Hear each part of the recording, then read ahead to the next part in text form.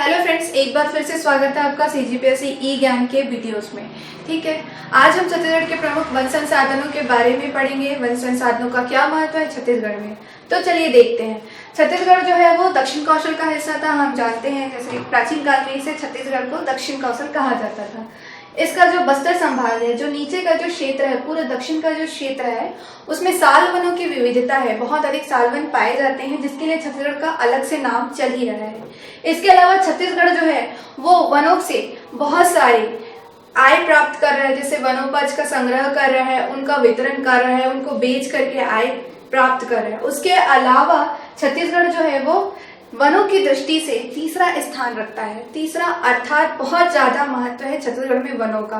वनों का जो महत्व है हम शायद बता भी नहीं सकते, पर आदिवासी बहुलता की वजह से छत्तीसगढ़ का जो वन है आज तक संरक्षित है और सरकार जो है इसी तरीके से इनके संरक्षण के लिए काम कर रही है।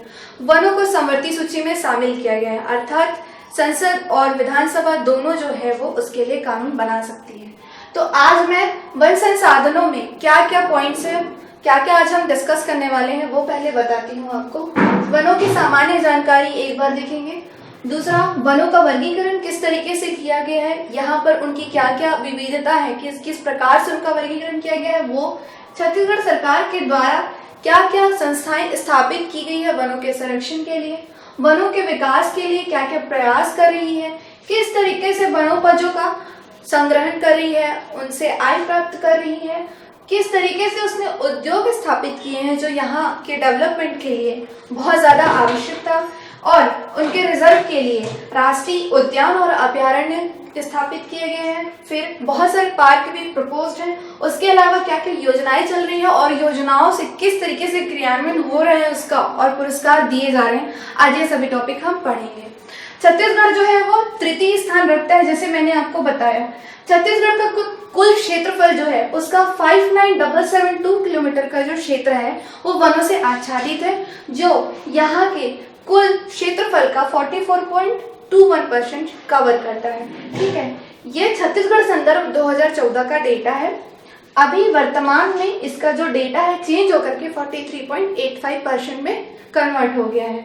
अगर हम देश की कुल वन संपदा के बारे में देखें तो ये है 12.2%, अर्थात देश में जितने भी वन संपदा पाई जाती है उसका 12.2% छत्तीसगढ़ में है, जो बहुत अच्छा है।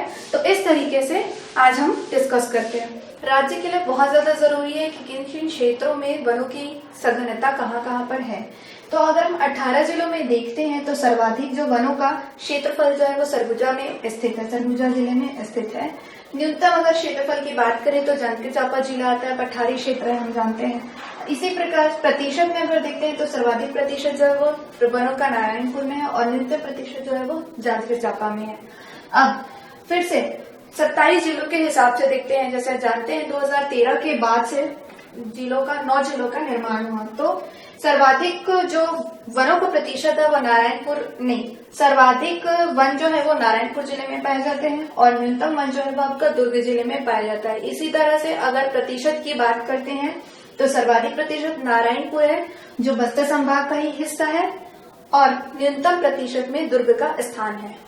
अब हम देखते हैं वनों का वर्गीकरण किस तरीके से किया गया है। वनों को मुख्य रूप से छत्तीसगढ़ में 4 भागों में, मतलब 4 दृष्टिकोण से विभाजित किया गया है। तो पहला देखते हैं हम प्रशासकीय आधार पर किस तरीके से बांटा गया है। यहाँ पे मैंने एक पाई चार्ट ड्रॉ कर दिया गया है जिसमें मैंने डिस्ट्रीब्यूशन बताया है। सबसे पहला आरक्षित वन क्षेत्र जो 43.13% का क्षेत्र कवर करते हैं। दूसरा है संरक्षित वन जो 40.22 का क्षेत्र कवर करता है, और तीसरा है अवर्गीकृत वन क्षेत्र जो 16.65% का क्षेत्र कवर करता है।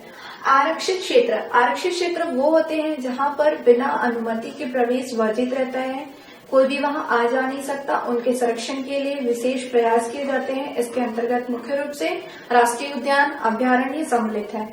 दूसरा है संरक्षित क्षेत्र जो है उसमें लाइसेंस की सहायता से, लाइसेंस लेकर के आप वनोपज का संग्रह कर सकते हैं, उनका विपणन कर सकते हैं। सरकार जो है ज्यादातर ऐसे क्षेत्रों को ठेके में देकर के अपना आय प्राप्त करती है। तीसरा है अवर्गीकृत क्षेत्र में पशु चराने के लिए या फिर वनोपज का संग्रह करने के लिए, आम जनता के दोहन के लिए रिजर्व किया गया है। ठीक है।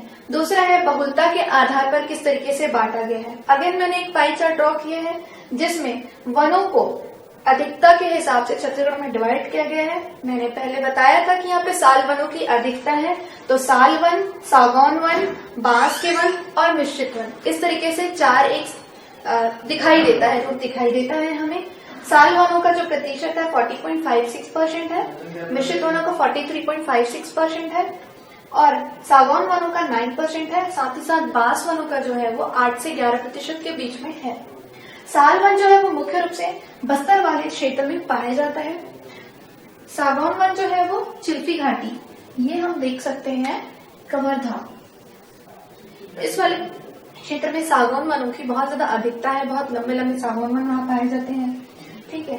बांस वनों, बांस जो है वो छत्तीसगढ़ की एक वनोपज की बहुत बड़ी वन संसाधनों में बहुत महत्व रखने वाली में शामिल कर सकते हैं, इसलिए इसको बांस को, तो इसके बारे में भी हम और आगे डिटेल में पढ़ेंगे। अगला देखते हैं जलवायु के आधार पर। सबसे पहले जलवायु के बारे में बताना चाहूंगी। जलवायु का बहुत अधिक महत्व है वनों के विकास में। जिस स्थान की जलवायु अत्यंत अच्छी होती है, अर्थात जहाँ पे वर्षा का जो प्रतिशत रहता है वो अच्छा रहता है, साल भर वहां पर हरियाली छाई रहती है। छत्तीसगढ़ जो है वो मध्य का हिस्सा है भारत का और इस वजह से ये बहुत अच्छी स्थिति पर है। ठीक है। तो जलवायु के हिसाब से जो छत्तीसगढ़ की जो जलवायु है वो उष्ण कटिबंधीय उपाद्र महाद्वीपीय प्रकार की जलवायु है। जलवायु के आधार पर छत्तीसगढ़ के वनों को 2 भागों में बांटा जा सकता है, उष्ण कटिबंधीय शुष्क पर्णपाती और उष्ण कटिबंधीय आर्द्र पर्णपाती। ये जो वर्गीकरण किया गया है चैंपियन और सेट वर्गीकरण कहा जाता है। एमपीपीएससी लास्ट ईयर के एमपीपीएससी में पूछा जा चुका है ये क्वेश्चन। ठीक है। तो इसका जो डिवीजन है कुछ इस तरीके से है। शुष्क पर्णपाती का जो हिस्सा है वो 51.65% है और आर्द्र पर्णपाती का जो हिस्सा है वो 47.85% है। इन वनों के बारे में थोड़ा सा बताना चाहूंगी मेंस के पॉइंट ऑफ व्यू से। उष्ण कटिबंधीय जो शुष्क पर्णपाती वन है वो 30 से लेकर के 50 सेंटीमीटर तक की जो वर्षा वाले क्षेत्र है वहां पाया जाता है और उष्ण कटिबंधीय आर्द्र पर्णपाती जो वन है वो 100 से लेकर के 150 सेंटीमीटर तक की वर्षा वाले क्षेत्र में पाया जाता है। उष्ण कटिबंधीय शुष्क पर्णपाती वन जो है उन सभी में पलास है, कुसुम है, सागौन है, बबूल है, हर्रा है, इन सभी वृक्षों की बहुतायता पाई जाती है। और आर्द्र पर्णपाती में सागौन, शीशम, चंदन और उसके अलावा कुसुम, हर्रा, ये सभी जो है वो पाए जाते हैं। क्षेत्रों के हिसाब से भी मैंने इसको मार्क कर दिया है। जो उष्ण कटिबंधीय शुष्क पर्णपाती वन है वो मुख्य रूप से बिलासपुर का क्षेत्र है, आपका रायपुर, धमतरी, गरियाबंद वाला क्षेत्र है। उसके अलावा रायगढ़, जशपुर, इन क्षेत्रों में इसकी बहुतायता पाई जाती है। उष्ण कटिबंधीय जो आर्द्र पर्णपाती वन है वो अगेन जशपुर, सरगुजा का क्षेत्र है, रायगढ़ का क्षेत्र है, बिलासपुर क्षेत्र, रायपुर क्षेत्र, उसके अलावा बस्तर, जो कि जो साल वन है वो आर्द्र पर्णपाती वनों में सम्मिलित है, तो आपका बस्तर का क्षेत्र कवर करता है। तो ये सारी चीजें आप मेंस में लिख सकते हैं। अगला है वनावरण के आधार पर। वन जो है वो कहीं पर सघन पाए जाते हैं, कहीं पे कम पाए जाते हैं, तो उसके हिसाब से भी इसको बांटा गया है। अति सघन वन, सामान्य सघन वन और खुला वन। अति सघन वनों का जो प्रतिशत है 3.08% है, सामान्य सघन का 25.85% और खुला वन का जो प्रतिशत है वो 12.85% है। तो इस तरीके से छत्तीसगढ़ के वनों को बांटा गया है। अब हम देखते हैं छत्तीसगढ़ के द्वारा स्थापित संस्थाएं। वनों की विविधता को ध्यान में रखते हुए छत्तीसगढ़ सरकार ने अनेक प्रयास किए। इसके अंतर्गत सरकार ने वनों के विकास के लिए वन वृत्त का निर्माण किया, वन मंडलों का निर्माण किया, ताकि उनका सही तरीके से केयर हो सके और वो विकास की राह पर इसी तरीके से चलते रहें। तो इस तरीके से कुछ इकाइयां हैं जिसको हमें पढ़ना जरूरी है, जो पेपर के पॉइंट ऑफ व्यू से इम्पोर्टेंट है। संपूर्ण छत्तीसगढ़ के जो वन क्षेत्र हैं उन्हें वन वृत्त में बांटा गया है। वन वृत्त को फिर वन मंडलों में बांटा गया है, वन मंडलों से उपवन मंडल, फिर वन परिक्षेत्र, उसके बाद परिक्षेत्र, सहायक वृत्त, उसके बाद सबसे छोटा है बीट। इस तरीके से डिवीजन किया गया है। वन वृत्त जो है वो उनकी संख्या 6 है। मुख्य रूप से सरगुजा, बिलासपुर, रायपुर, कांकेर, बस्तर और दुर्ग वन वृत्त है, जिसमें से बिलासपुर वन वृत्त जो है वो सबसे बड़ा है और दुर्ग वन वृत्त जो है वो सबसे छोटा है। इसे पेपर के पॉइंट ऑफ व्यू से आपको पकड़ना है। दूसरा है वन मंडल। वन मंडल की संख्या जो है वो 34 है। उपवन मंडलों की संख्या 82 है। इसी तरीके से वन परिक्षेत्र, जिसे रेंज भी कहा जाता है, इसकी संख्या 320 है। परिक्षेत्र सहायक वृत्त की जो संख्या है वो 872 है और बीट जो सबसे छोटी इकाई है उसकी संख्या है 3287। इस तरीके से डिवीजन किया गया है। मैंने मैप में प्रमुख वन वृत्त जो इम्पोर्टेंट है उन सभी को मार्क कर दिया है, तो आप इसे एक बार टैली कर सकते हैं। इसी तरीके से वन अनुसंधान कार्य आयोजना मंडल की स्थापना की गई है छत्तीसगढ़ सरकार के द्वारा, जिसकी संख्या 8 है। सूचना प्रौद्योगिकी मंडल अर्थात वनों से संबंधित जानकारी के लिए और उनके डेवलपमेंट के लिए किस तरीके से प्रौद्योगिकी का उपयोग कर सकते हैं उनके डेवलपमेंट के लिए, इसके लिए इसकी स्थापना की गई है, जिसकी संख्या है 1। वन वानिकी परियोजना की भी शुरुआत की गई है। मुख्य रूप से 3 जिलों में संचालित की जा रही है, जगदलपुर, बिलासपुर और रायपुर जिला। इसके अलावा वनों से संबंधित एक फोर्स भी बनाई जा रही है। वन रक्षक, वन पालक का भी हम जानते हैं पोस्ट क्रिएट किया गया है। तो उनके प्रशिक्षण के लिए और उनकी रक्षा के लिए वन प्रशिक्षण महाविद्यालय की स्थापना की गई है जगदलपुर में। वन पाल वन विद्यालय की स्थापना की गई है जो 5 जगहों पे स्थित है। वन रक्षक वन विद्यालय की स्थापना की गई है जिसकी संख्या 2 है। इसी तरीके से वनों के अनुसंधान एवं प्रशिक्षण के लिए सेंटर बनाया गया है, बोर्ड की स्थापना की गई है रायपुर में।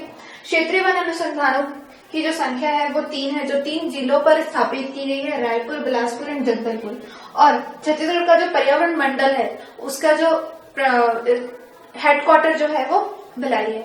इसी तरीके से मैंने छत्तीसगढ़ में देखा है कि हर्बल मंडी की भी स्थापना की जा रही है, जहां पर वन से भी जो भी प्रोडक्शन हो रहा है या जो भी उत्पाद प्राप्त हो रहे हैं उन सभी के विपणन के लिए हर्बल मंडी की स्थापना की जा रही है, जो स्टार्ट हुआ है धमतरी जिले से, धमतरी वन मंडल से एक्चुअली में, और अभी इसका प्रसार किया जा रहा है रायपुर मंडल में। छत्तीसगढ़ सरकार ने वनों के लिए अत्यधिक महत्व की दृष्टि से अनेक संस्थाओं का निर्माण किया और समय समय पर अपनी नीतियां जारी की है, तो हम वो थोड़ा सा देखते हैं। छत्तीसगढ़ सरकार ने राज्य लघु वनोपज संघ की स्थापना की सन 2000 में, जिसका उद्देश्य ये था कि वनों से प्राप्त जितने भी उत्पाद है उनका प्रसंस्करण, उनका विपणन और उनका वितरण सही तरीके से किया जा सके। इसी के साथ ही छत्तीसगढ़ सरकार ने मध्य प्रदेश पुनर्गठन अधिनियम 2000 से अलग होकर के अपनी स्वयं की खुद एक वन नीति लाई 2001 में। इसके कुछ की पॉइंट्स हैं जो आपको पेपर के पॉइंट ऑफ व्यू से देखना पड़ेगा। वन नीति में मुख्य रूप से वनों के संवर्धन और उनके वन के विकास के लिए कार्य कर रही है सरकार। सरकार ऐसे क्षेत्रों का भी विकास कर रही है जहाँ पे आदिवासी बहुलता है, उनके सामाजिक दृष्टिकोण को ध्यान में रखते हुए वनों का उनके जीवन में बहुत महत्व है। इस चीज को ध्यान में रखते हुए सरकार उन क्षेत्रों में डेवलपमेंट का काम कर रही है। उसके अलावा वनों की जो स्थिति है, जैसे बिगड़ैल वन भी है या फिर कहीं कहीं पर बहुत अच्छे वन भी पाए जाते हैं, तो उन सभी के विकास के लिए सरकार प्रयास कर रही है। सरकार ने वनों से प्राप्त होने वाली औषधियों के लिए भी राज्य वनौषधि बोर्ड की स्थापना की थी 2004 में। इसी तरीके से एक वन बहुलता को प्रदर्शित करने के लिए छत्तीसगढ़ सरकार ने हर्बल स्टेट स्वयं को घोषित किया, जो 4 जुलाई सन 2001 को घोषित किया गया था।